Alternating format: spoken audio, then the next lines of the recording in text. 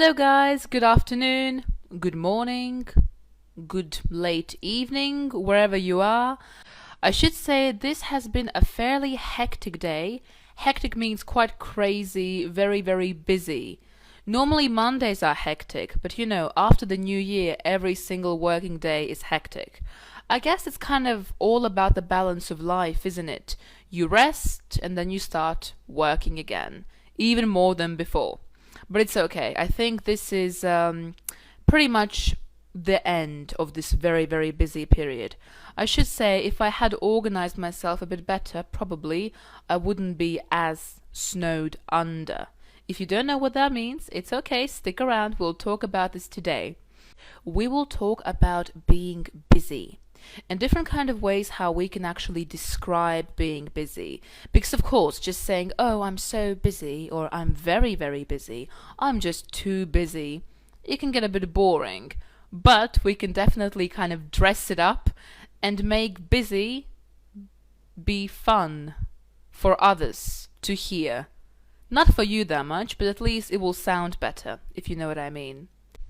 Without further ado, let's start. Okay, small face mode, here we come. Right, so as you can see, I absolutely love this print. It's just so beautiful, the letters, honestly. I love calligraphy in general, and sometimes when I want to fall asleep and I can't, I just go on YouTube and I watch people just write things beautifully, and I think this calligraphic writing is just wonderful.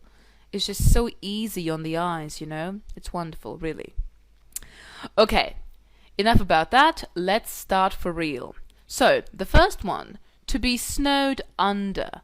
I've mentioned this one literally 2 minutes ago.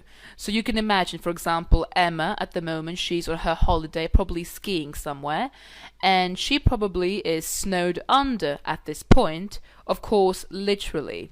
Whereas when we are super busy and have a lot of work to do, we are snowed under metaphorically. So we are snowed under with work.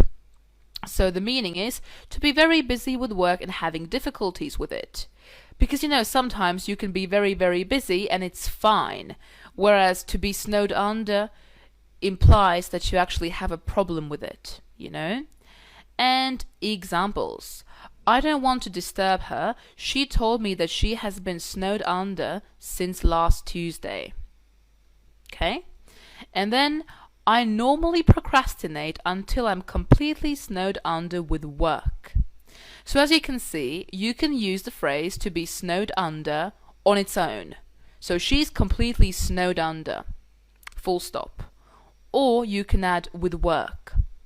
I'm completely snowed under with work. I'm completely snowed under with university work. I'm completely snowed under with housework. So it works on its own, and it also works together with some other things. I personally like to use it on its own. I think it's descriptive enough. Of course, sometimes people want to know exactly what you are snowed under with, and then of course I elaborate. I'm snowed under with, I don't know, tasks, housekeeping tasks. I haven't really given my house a good rub in a long time. I need to clean the kitchen and stuff like that. But yeah, that's something for the weekend to be snowed under with. Alright, next one. To have a lot on one's plate. This one is very, very common. It's used a lot. And it means to have a lot to do. Okay. And here are the examples. I've had a lot on my plate the last year, so this year I'm cutting back on my working hours. There are some people, they just love to be everywhere and do everything. They love to have their hobbies, they work full time, maybe they have 1.5 shifts, then they have a family, they just do everything and they really have a lot on their plates. It's one of those things that just they love to do, I suppose, but it can turn out to be fairly problematic. So let's see. The other example. Okay. Here we are. Aunt Tina likes keeping herself busy. That's why she always makes sure she has a lot on her plate. Do you know how we call people like Aunt Tina? These people are called workaholics, you know? Do you know people like that, guys? Do you know people who just can't keep still? They can't just sit down and relax and enjoy themselves. They constantly have to work and produce and have goals and objectives. I mean, I'm not saying anything bad. In fact, if anything, I actually admire them. Also, probably I'm quite jealous of them as well, because I'm not Aunt Tina. I'm not that person. But yes, so she likes to keep herself busy. So here you are. Right. The next one is not as common, yet people still use it. I don't know. I would probably say people use it more in the USA. Lloyd, let me know what you think. I don't think in the UK this is just as common, but I've still heard people say this. So, as busy as a beaver. And you can even kind of expand that. As busy as a beaver building a new dam.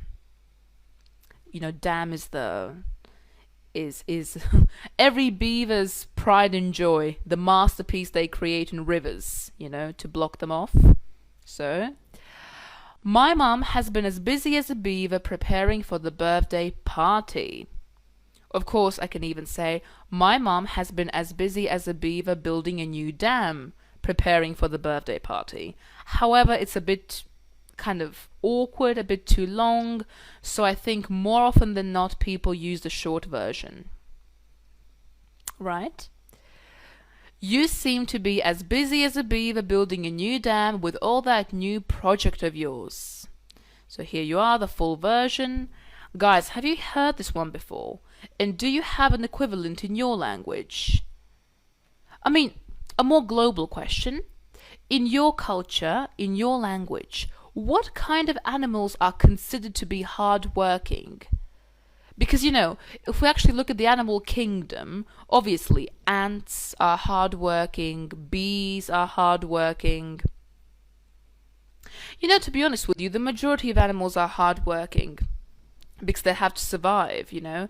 They can't just call Tesco and get some delivery. You know, they have to actually get out, you know, get food for themselves, for their children. I mean, lions are hardworking. Everybody is. They'd probably be dead if they weren't.